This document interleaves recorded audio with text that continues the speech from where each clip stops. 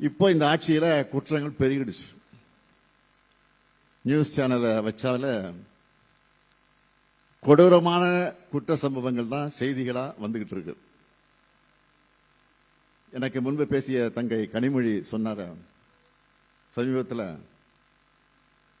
திருவைகுண்டத்தில் ஆளுங்கட்சியை சார்ந்த பெண்ணுக்கு அந்த கட்சியினரை பாலியல் தொல்லை கொடுத்திருக்கிறாங்க.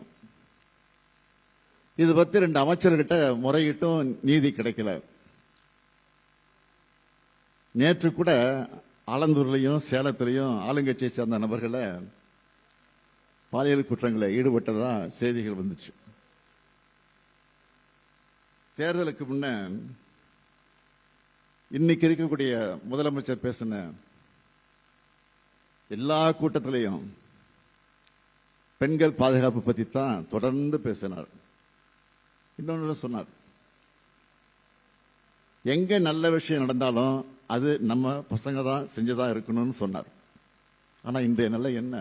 தமிழ்நாட்டில் பெண்களுக்கு எதிரான பெரும்பாலான குற்ற செயல்களில் தாவேகா நிர்வாகிகள் தான் சம்பந்தப்பட்டிருக்காங்கன்னு செய்திகள் வந்துகிட்டு இருக்கு.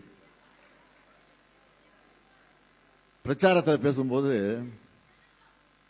தாவேகா ஆட்சி பாதுகாப்பு கொடுக்கணும்னு சொன்னாங்க. ஆனா இப்போ தாவேகா கிட்ட இருந்து பாதுகாப்பு வேணும்னு மக்கள் கேட்கிற நிலைக்கு இன்னைக்கு தமிழ்நாடு வந்திருக்கு.